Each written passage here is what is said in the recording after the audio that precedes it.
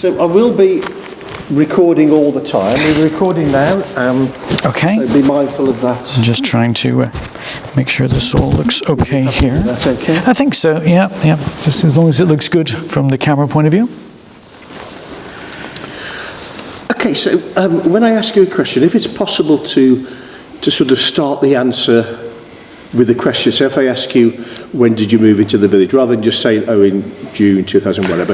If you say, oh, I actually moved into Oriwas. Yeah, complete sentences. Because they won't hear my questions. Ah. Right, so. Oh, okay, right. If I wanted to do a bit again, like we used to, I'll just stop you, but okay. We're fine. Okay, so just introduce yourself to me and tell me about your first impressions. Tell me when you moved into the village and your first impressions when you did that. Well, I hope everyone knows my name is John Allan, and I've been really privileged to be part of this particular village and the ministry of Oriwas, Fradley and Witchner since the 14th of June, 2001, which means, and we couldn't be more surprised than anyone else, that we will be celebrating our 21st anniversary of service here this coming June.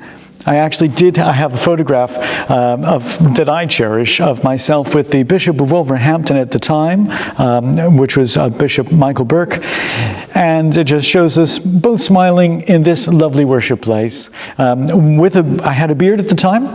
The beard was just starting to go kind of salt and pepper sort of thing. And my first impressions of this village were, first of all, of the sheer friendliness. Because everywhere that we went, people who didn't even know us were stopping and just saying, oh, hello. Or if they saw the collar, hello, vicar.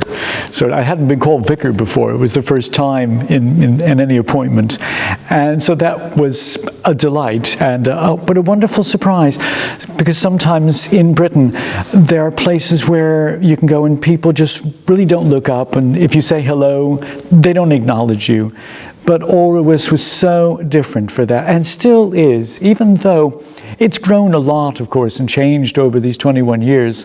It's never lost the friendliness, the welcome, the sense of being a connected village, so that there's a soul to it. Some places are missing a soul. Oriwas is not one of those, in my view. That's excellent. I'm just going to change a few things. Okay. I'm just going to put the colour on. Yep. Okay. I'm just going to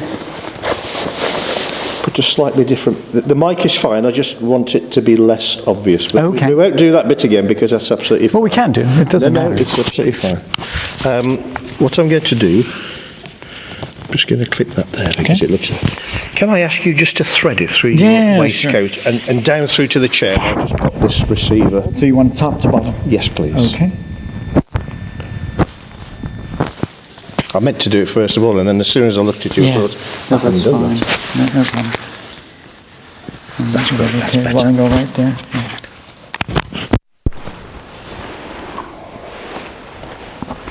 If we just, that's working fine. Good. Okay. No, that's great. We'll stick with that. That's yeah. Good. That's okay. Good.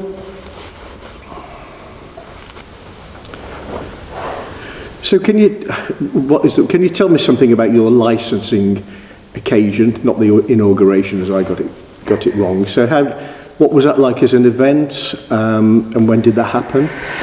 The licensing service, which was my welcome service here, and also my authorization service from Lichfield Diocese, was welcoming not just by the congregation of All Saints, but also the congregations I would be serving in Fradley at St. Stephen's, and then at Witchner, very rural Witchner, St. Leonard's.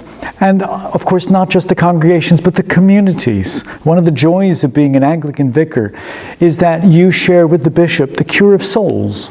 That's a fancy, ancient term, which means that you're not just there for those people who might gather for Christian worship. Lovely as that is, we're there for the whole community. That phrase, hatch, match, and dispatch, is one known to many people. We are there when people are born, if they want us to help celebrate and give thanks for the new life. We're there at key times like marriage. And of course, when people die, then we're also there to help give them strength and hope in God's presence and promises as a community. But there's many other things too along the way, all different kinds of pastoral care, community involvements, and that's something I have found so wonderful over the years, which we may come back to, about just different ways that one can actually be part of this community. So I hardly see myself as just being kind of in the church building, waiting for people to come and see me, although I'm always happy if folks want to do that, but also going out and joining people where they are, because we're in it together, and that's what the Christian life should be. And I think that is the next question, because you're not only the vicar, you've thrown yourself full tilt ever since you've been here into all sorts of different village activities and groups and committees and endless list. Perhaps you could take us through some of the groups and the various bodies that you've been involved in that aren't necessarily associated with the church as a building. As you say, it's not about the building, it's about the community. It's about the Tell people. Me about that. So there's been a number of things. Over the years I've been privileged to be part of. This may come out in quite random order. I haven't thought through it all together. So one of the first things to say is that there's two schools that I have been part of. So Orowis Primary School is a church foundation school, so I have been a governor since I've arrived as vicar. And I'm watching the way that governorship has changed has been quite challenging and interesting.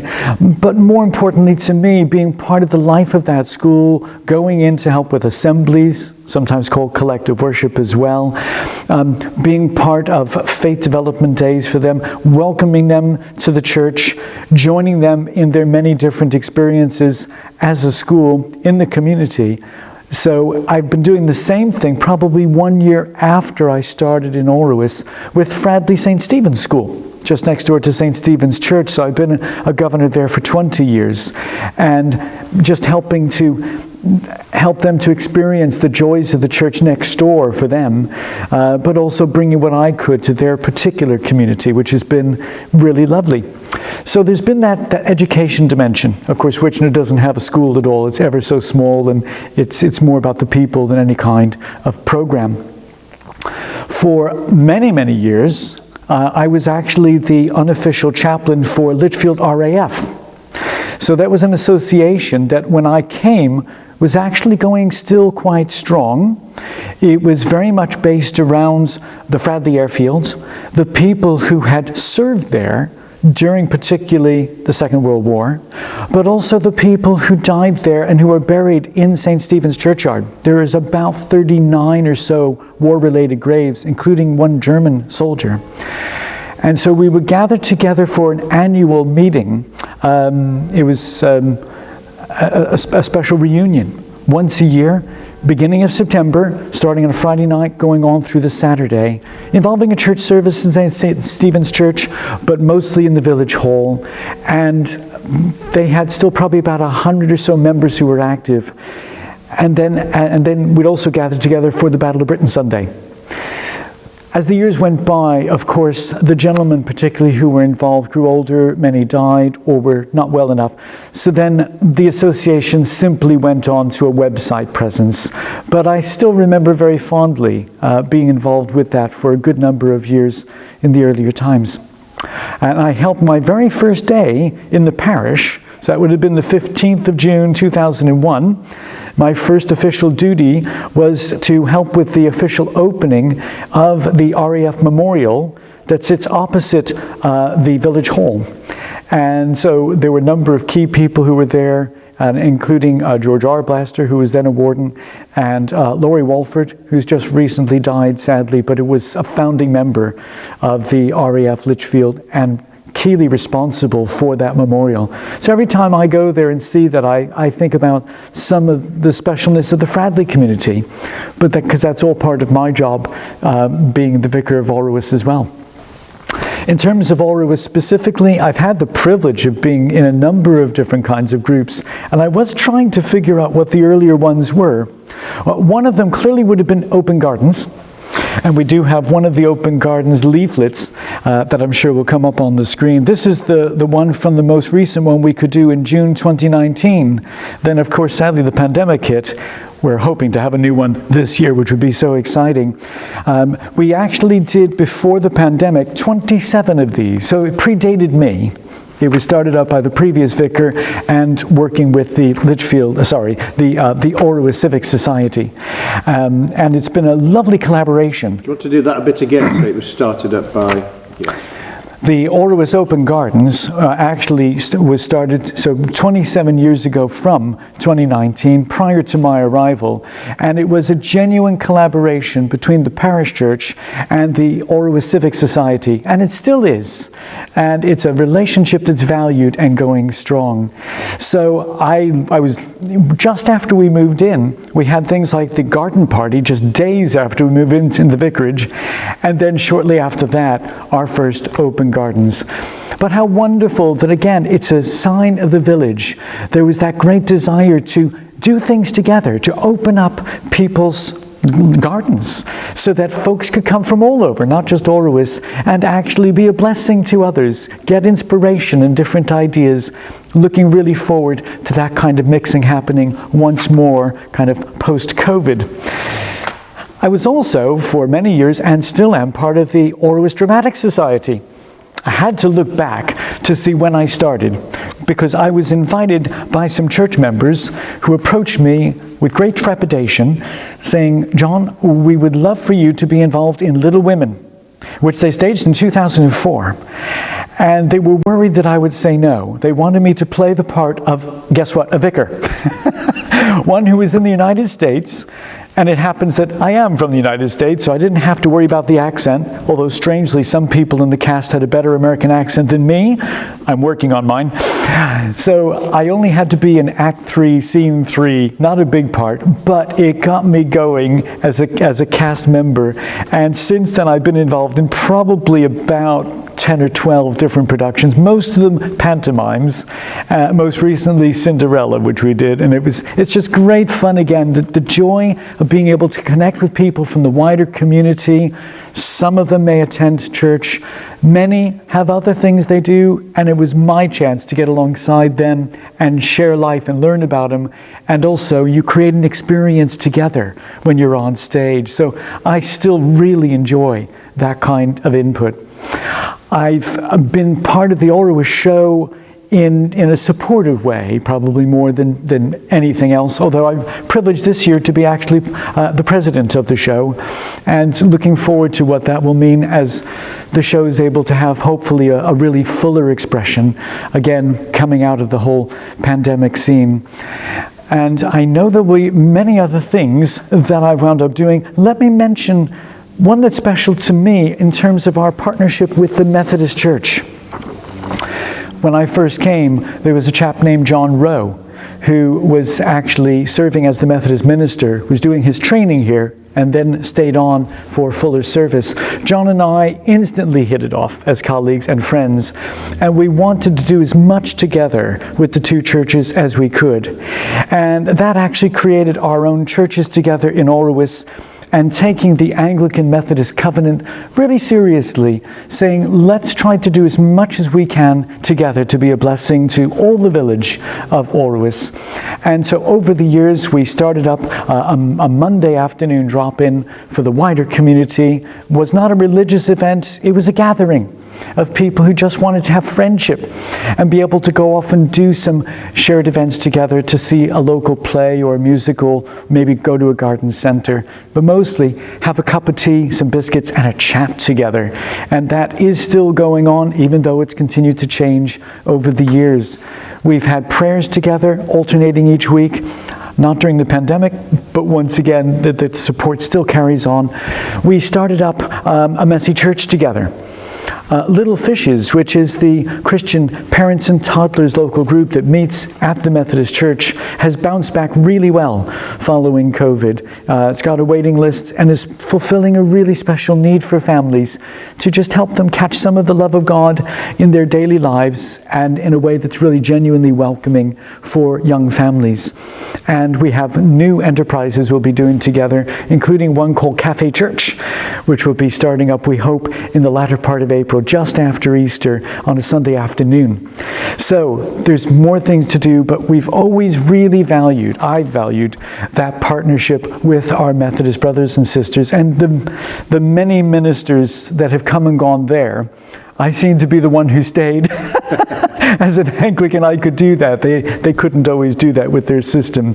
But it has been a huge privilege and joy to be part of that and some of the many other organizations in the village.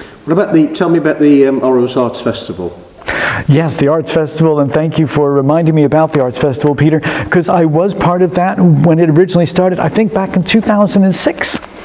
If I remember correctly, I had to look it up, because I have a booklet here about 10 years of Orrow's Arts Festival, 2006 to 2016, and of course it carried on past that. And that has been an absolute blessing and privilege to be part of, because that committee has helped draw all of us together, including our churches, but the many organizations and individuals who wanted to be able to offer their particular time and talents. And so every 2 years, more or less, we've had the joy of coming together. I've enjoyed helping lead workshops, being part of workshops, using this facility as a place where people could come and gather, whether for photographic exhibitions, for plays, for musical concerts, for refreshments, and just for some renewal. It has been an absolute privilege to see the growth in arts that has happened over that time. There's been a number of spin-offs that have happened because of it, including a special craft group that my wife Sally felt led to start up, because she thought so many lovely things happened with craft. This is going back now probably to 2014 or so. So she thought, we don't want to stop. So she started that. There was an African choir that was kind of born out of that experience, and then they continued until the pandemic, and then things changed, but bringing many people together. What a huge opportunity that was to learn different things. And there was a day in, can't remember when it was now, 2016 possibly, when the church was used at the very last moment for something quite extraordinary. Can you tell me about the Boogie in the Belfry? Boogie in the Belfry, or I sometimes call it the Rave and the Knave, actually. I think that has an even better alliteration. But it came about simply because that particular week had some incredibly bad weather that was being forecast for the tail end of that Arts Festival week. Partway through the week, organizers approached me and they said, John, we're really worried that the usual gathering we have as a community for the last evening is on Wellfield, over at Walkfield, I should say. And it's normally wonderful, big bandstand, people bring their chairs or even their tents. There's lots of food and drink and loads of music and celebration of all the things people made. It would be so hard to host that if it was pouring with rain. So we had this place as a contingency, a backup. It was actually needed. The weather was not good. And I was thrilled that members of my congregation, the wardens of that time, just said, yeah, this is something we can do. It's not as good as being outside, but it turned out to be something very special because it was different. I can't remember just how many bands came and performed. It was probably 6 or 8 bands, possibly. They performed right up at the top area there under the arch, and we packed in hundreds of people here. But it also spilled out outside into the churchyard. And I thought, how wonderful that people felt it was okay for us to use the churchyard that way, still being very careful and respectful for those who are buried there, but also recognizing that this is a place of life, and the churchyard is not just a place of remembering death. It's about community coming together in life and death. And so they had all kinds of groups outside who were there providing food and fellowship. If it got a bit too loud and noisy inside, people could go outside and still be part of it. But otherwise, it went on till midnight, and it was fantastic. And I still live in hope we can do it again, although I appreciate that Walkfield's a better place in many ways. But it was just an indication. This building, which is probably the biggest building we have in the actual village, it has its limitations because it is medieval, it's grade 1, but at the same time, it offers something that no place else does. which is that really big venue where the community at large can come together, and not just for worship, but also to be community, which is really what the church is about. And that brings me really onto my next question, because yes, the church is all that, you're absolutely right, but there was obviously the period of 2 years almost when it wasn't that, and people weren't coming into the church, and almost 2 years ago when COVID hit, the church effectively closed, so you had to find a different way of operating. So can you tell me about that period, how you felt initially when that all happened, and what you did to continue your work and your role and keep people together in that way? In March 2020, we really had no idea just how flipped, turned inside out, our lives in the world would be, including, of course, in the village of Orowus. It was the Mothering Sunday of that year we were actually told we were not allowed to hold worship, though churches were not closed at that time. And we simply had, basic provision out, some flowers for people to collect, some prayers to use. And there was all kinds of talk about what might happen with a potential lockdown. It took me completely by surprise when it happened so very quickly, even though it was somehow expected. But of course, we didn't realize that for the first 3 months then, March, April, May, even part of June, we would be in full lockdown and churches were closed. That was so hard for everybody, because we so want to be open and available for everyone, and we were legally not allowed to have services in here or even have the place open as a place for prayer and gathering. And I'm very grateful to you, Peter, because you, from the earliest possible moment, were willing to help me to put some special worship and messages online for that Lent Holy Week and Easter, which started it all off. It's not ideal, but it was a way. We were recording outside in my back garden. We put together a little band, mostly with my family because of lockdown. They were all there. And so we had a wonderful time being able to offer some music, a message, using the beauty of the garden at the time. Wonderful weather, as I recall. And we didn't just stay in the garden. We came into the churchyard too and used that in creative kinds of ways, just to help be a presence still for people in the way that we could, which was largely online. And then when we were allowed to start opening up again, well, first of all, it was wonderful to be able to gather together, even though in many lockdowns we weren't able to sing.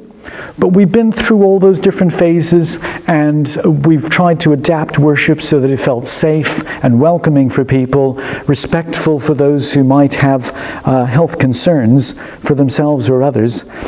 But along the way, we realized we could also continue, at least for a season, to have the hybrid approach, where not only were we gathering here, but also trying to have online some live streaming, but mostly we found the videos, pre-recorded videos, were even more effective and felt just a bit more engaging. So all of those things were really quite a challenge. Not just for Orowus, of course, for everywhere, but we hope that some of those things, which are still available online, will be a blessing to people if they're stuck in the house at any point in time. But we're so grateful for the chance to be, doors open once more, people feeling able to come and use this place. 7 days a week we're open, we're almost without exception, so that folks can come and just experience the ancient wonder of this place. And one thing I'll mention, because I think it does relate to it, the certain person named Peter Rowley, who's doing my interview today, was instrumental in actually helping to discover and then to make happen a Pilgrim Way trail that involves a number of worship sites that extend from St. Michael's Taton Hill at the northernmost part, right down ultimately to Lichfield Cathedral, following the old Roman road, largely now coterminous with the A38, And the churches along the way happened to include Orwis, Fradley, and Witchner, amongst others. And Peter has been immensely successful in securing funding from the Heritage Lottery Fund to enable all these churches, including All Saints, to have a much better interpretation of its history for anyone who comes at any time. Some marvelous printed resources, as well as things that you can access through your own internet phone, on the website too, and it's brought a great richness, and so many people now who come are actually using those materials and really feeling excited by it because they can engage so much more. So Peter, thank you for helping us. As we're open every day, more and more people are helping us to experience the riches of All Saints and of Orwis itself. It's been a pleasure and a delight to do it, and that brings me to the fact that the fact it is a magnificent building. How has the fabric or the way the church has been used in terms of, I know you've moved pews and so on, how has that changed in the 21 years or so you've been here? When I first came, we did have only pews. We had quite a dark blue carpet that had been down probably for about a generation, about 25 years. It was getting a bit worn and threadbare in some parts. Could make the church look a bit colder. So that's one thing we wanted to change along the way. I should back up to say, I think that we've had probably 4 or 5 major restoration projects during my 21 years here. And amongst the earlier one was to do with the section just above our archway in the nave, because we knew that we wanted to get rid of the great big concrete surround that was there.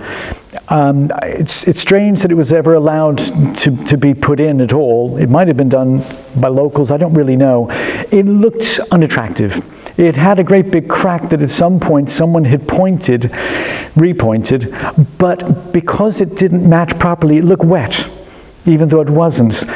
But we knew that underneath it there would be fantastic brickwork, and there was a question about whether there might be some medieval wall painting remnants as well, because we know we have some of those that were part of a later restoration project, and that's up in the chancel area. So that's the only remaining bit. We only found kind of flecks of black and red paint, but what that did was actually just help to access the original stonework there. And over time, we've done a number of major projects that have helped. One of them was actually to do with the tower. And I do have a postcard that was very precious to my memory box, because this was actually being done in 2008. We were told through an inspection process that there were concerns about the tower, but it was our very own bell ringers who raised concerns along the way about the walls looking as though they were kind of bending inward. And they were. The architect ran tests and found out that the brickwork that looks so solid actually is hollow inside. And that's certainly true for the tower, possibly for other parts of the brickwork as well. Over hundreds of years, the builder's rubble that would have been initially put in had filtered its way down, gravity, bell ringing, etc., and just the effects of time meant that all this stuff now was crumbling down. And so if on the one hand it was leaving a vacuum on top, so the space was empty, but it was creating a bulge in the middle of the tower, which is just about where the bell ringing happens. We were then informed in fairly short notice that unless we actually addressed that, which was hugely expensive, that we possibly would have to shut the church, because the tower actually holds all the electrics. It has the toilet, it has the access to various points in the church, and it wouldn't have been possible to keep using this place for the community. So we had to raise upwards of £100,000. That was our local contribution. Then we got other money from English Heritage, etc. The community did amazing things at that point, which Orwis has always done. Even people who maybe don't see themselves regularly coming to church value the place and what it's here for, and they wanted it to be here. Through very special events that they ran, all kinds of local fundraisers and helping ours, within a fairly short period, we raised the funds that were necessary to carry out that work. And that's been true for subsequent restoration projects as well. The next big one that will have to happen is probably a redoing of the section of our lead roof and possibly some of the timber work. I have no idea how long ago it's been done. It'll be a big job, a challenging one, a costly one, but we hope once again that the community of Orowus will rise to that challenge, because it is such a magnificent building at the heart of the village, and hopefully helping provide some of the soul of the village too. And you recently, the clock it's still undergoing work at the moment. Well, the clock face, isn't it? So can you tell me something about that? The clock is Victorian. I can't remember the exact age. It's probably the middle 1800s. And it would have been put in perhaps just before this section of the church building that's being filmed, which is the Lady Chapel, which was introduced by a vicar in 1891. It's never been electrified, so every 3 days we have a team of people put together by one of our church wardens, and they go up and they wind the 3 separate areas, so it's 168 winds every 3 days for the clock to work. One of the problems, though, is maintenance. Every year, and we're very grateful to the Orowus Parish Council, the Civic Council, for helping to fund its annual maintenance. But every 20 to 30 years, there's a bigger maintenance issue, and it now has arisen this time round, whereby all the lubrication that enables the clock inner workings to move the hands simply dries up. And then every time you try to reset it, it'll go for a few minutes and then it sticks. So after we had that diagnosed, they had to take it away. There's a specialist clock company that does this, Cumbria Clocks. They've had it for quite a few months now, but because of the pandemic, things have been difficult with supplies and manpower. We believe it's coming back to us before Easter, which we're hoping very much to have, and over a 2-day period, and I think some filming will take place for Orowus Archives as well. The whole village will have an opportunity to be able to see those hands going back in. And then hopefully we'll all know what time it is again when we pass the church. The bells have continued to rung because they've continued to wind the clock mechanism every 3 days, but there have been no hands to tell the time, just celestial timekeeping, I'm sure. So we're looking forward to having that back, because it is something that's really appreciated by the whole village. Tell me about the pews, because they're a contentious issue in any church, generally speaking, from my experience. And you took a bold decision to remove 2 sections. So can you tell me about how you did that and why you did that? Church buildings, of course, naturally change over many years. At one point, churches would not have had pews. They were really a Victorian invention and addition. People had pews in their own homes, which we don't think about nowadays. Sometimes if churches get rid of pews, people like to have a little bit as a bit of a retro item in their home, but they're not comfortable, are they? But that's what it was in the 1800s. Even a place like a cathedral, they would not have normally even had regular chairs, because they were there for the community, so it would be an open space. And in the case of a very large church like a cathedral, that's where your market might happen every week. In a church like All Saints Orowus, we wouldn't be having a market, but they would have had greater flexibility and using the space creatively. When pews came, then of course most churches have pews that are fixed, as did All Saints. And that's good and bad. It's good because they don't fall down when you're sitting in them, but it's bad because they're less than flexible in the use of the space. So over the course of time, and with the development of much more comfortable chairs that people expected to be able to enjoy, decisions were taken about what's going to be the right layout for All Saints.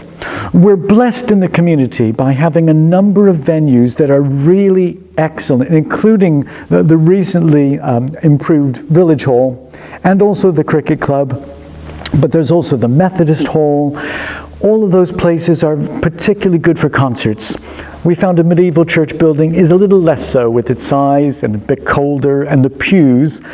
So we thought, well, what's actually important? What's going to be our USP? And in part, the USP is actually having enough space and seating to accommodate very large crowds. They may not be used every Sunday.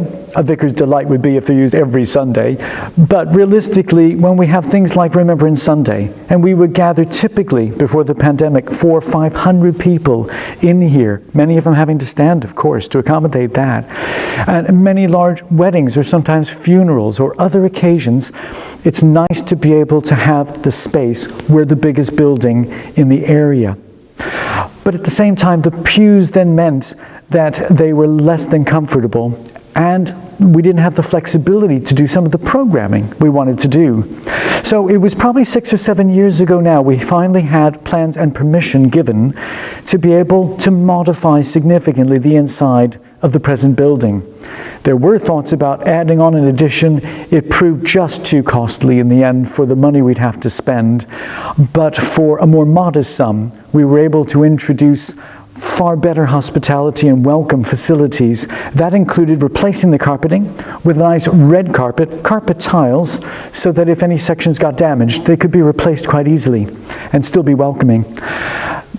With permission, being able to remove selected pews, mostly from the sides of the church building and the back end as well, so that we could introduce chairs, which have proven incredibly helpful for the pandemic, when we've had to have social distancing. Not only the pews had to be socially distanced and sections closed off, but also the chairs could be much more flexibly arranged, even individually, if people just wanted to be on their own. And now they can still be used with the tables that we have, circular tables, whether we want to do a quiz night with a supper or a harvest supper, cafe church, or other sorts of things, or even just for regular fellowship. It's lovely to have the flexibility to be able to do things with a special little kitchenette area. The Methodist Church, I have to say, I still envy. They have a brilliant kitchen. We can't parallel that here in an ancient building, but we do what we can with what we have, and it means we can still make people feel very welcome with basic refreshments or simple meals. And we were able, with permission, to remove and relocate the font, which is a very ancient font, but now it's actually on the correct side of the church, more to the front, which means it has more of a central focus of life for baptism, but freeing this area again for hospitality and for welcome. So it's probably the last major change we'll see. Some people have said, couldn't we get rid of all the pews? Of course we could. If there was a genuine reason for doing so, a vision for doing so, we could. It would be very expensive, in part because not only do you have to remove the pews and then replace them with chairs, which each cost around £100, and that was years ago, but also there would be a considerable amount of remodeling of the floors to do, the heating system, and the project would be incredibly dear. But the question is, would it accomplish what we need? Because we would lose a lot of the seating capacity if we got rid of those central pews. By operating this way, again with a hybrid approach of having a number of pews centrally, but having plenty of chairs around as well, and space in the back for standing room as necessary, we hope we're fit for purpose for the future and for a village that continues to grow, and we want to be here in every way we can to meet its changing needs. And of course they're part of its history as well, so to get rid of them, like them or not, they're part of the development of the church, so it's nice to have some of them, and as you say, the hybrid is a good one. I've just noticed your badge, and it's going back to your involvement in the community. Could you tell me something about the Orwas and Fradley United Charities, or whatever the name is now? I can't remember. There is a shared charity between Orwas and Fradley, which is all part of the same parish, by the way, in the Diocese of Lichfield. Even though the communities have always been separate, the parish has always been served by one priest, and that's been a privilege all along. The charity itself was originally simply called Orwas United Charities, because it did encompass, from hundreds of years ago, funds that were here particularly for Orwas, but also for Orgreave and for Fradley, but not for Witchner, as it happens. And so some of that was actually to do with the, I think it's pronounced the Bushel Field, which is not very far outside of the actual village. That was left to us. There is a benefactions board that Peter might be able to show at some point on the video. I'm afraid it's terribly ugly and unattractive in my view, but it is part of the history of the church. And that's kind of where the United Charities started, because there were monies that generous benefactors had given from their wills when they died, and they wanted that to go to some of the poor people of the village.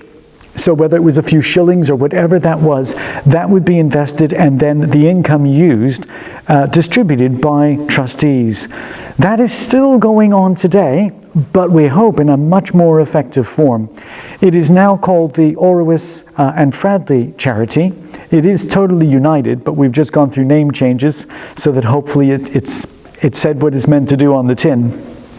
We have trustees that serve both from Orowis and Fradley communities, and we work together in order to not only raise funds, but then also to be able to distribute funds.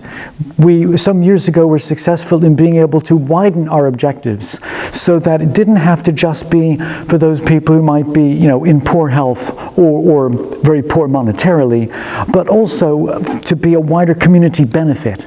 And that's left to the discretion then of the trustees. So we have been thrilled to be able to help some of the local organizations that help others, individual families that have had particular needs and can approach us in confidence through a very simple application process. We do have a website that's available. We keep up to date as best we can so that people know the sort of things we're up to. We always hope that people will be generous in helping support our various fundraisers as they occur, or at any time if they'd like to make a donation. It's Dr. Rob Horton who's actually the chairman. I've been the vice chair for a number of years as well. And it's been a great privilege to be part of the community in that respect as well, because we're here to help each other. And I could say that especially during the pandemic, the Orowis and Fradley Charities group gave quite a few large donations to the Orowis Coronavirus Support Group and the similar function at Fradley Village, so that we could actually help those local groups of volunteers to help people in need during the coronavirus pandemic. We still are all in it together. I think I've probably got everything that I want now, unless there's anything particular that you want to add. We've covered things in various bits, and we've got 40 minutes of film there, which is, for me, great. But if there's something that you particularly want to get down, I'm very happy to do that. I think we've covered. Well, like I say, we could cover maybe just some of the kind of odd, quirky little things along the way. Okay. If we want to mention just about things that happen along the way that are kind of just once off. Sure, yeah. Sort of stuff. That would be a good one. So maybe I'll mention maybe about the beard thing as well. You can then. Yeah. They don't have to be tail end stuff. No, I think it's good. It could be edited in at another point if you want, or just a catch-all. And it's there anyway. Yeah. The thing is with this, it's not all going to go into the film, but it's about the archiving of it, so it's down on record. So, okay, that's fine, go for it. I'm going to now share just some miscellany of things because there's things that pop into one's mind about the 21-year journey and adventure, the privilege I've had of serving as vicar here and still hope to do so for a few more years to come. So we have already mentioned about the wonder of the Orowis Arts Festival. The actual waistcoat I'm wearing didn't come from Orowis. It was when I was serving in Longdon, and I was given it for my 40th birthday by my wife. And it was actually from, I think, the Burton, I'm just trying to remember now. You can edit this section out. I'm trying to remember the phrase for it, but it's the Burton Market. Yeah. It actually, she purchased it on the Burton Market. She knew that I loved rainbow colors.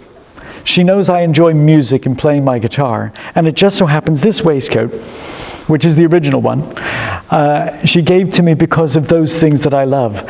So it's been my trademark since I've come, and I've used it for many things, including, of course, for many of the arts festivals that I helped to run. And I felt so honored some years ago when there was a special arts festival project that was going on for one of our local bridge underpasses in Orowis itself. And lo and behold, I was so privileged to find that I was actually featured on there. The vicar with his beard at the time, and also this wonderful waistcoat and guitar, some of my trademarks that I still very much use for school assemblies or other occasions. I mentioned that my beard was something I had at the time. When I first came to the parish, a photo that I believe Peter will show you, I had a beard that was mostly black but with a little white. I'd always had a beard ever since I went to university, and continued to have one here, and it continued to get whiter and whiter. I looked a little bit like Father Christmas most of the year. And then it was going back to 2008 when in Fradley we had a vision for being able to grow that church building a bit, have a better facility. Orowis for many, many years has had a toilet of its own and things of that nature, but St. Stephen's didn't, and we felt it was just so important to have an extra little meeting room and the toilet facilities to welcome people. We were able to raise enough money for that, but we didn't have enough money in that pot to be able to redo the original 1861 Victorian church. The church wardens at the time, I think having plied me with maybe with a little bit of wine, as I recall, gave me a challenge. They said, Vicar John, would you be willing to help raise some of the money we need to redo the inside of the Victorian church with a fundraiser, a sponsored beard shave? I'd never really thought about getting rid of the beard. I still miss it. I like being able to stroke my beard. It's not there. But I said, yeah, it seems a good cause. It's time that I got clean shaven after like 35 years of having a beard at the time.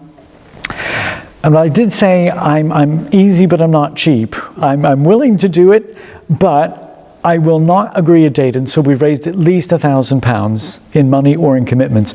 I'm pleased to say that including gift aid, it raised £1,500 of money we needed for the project.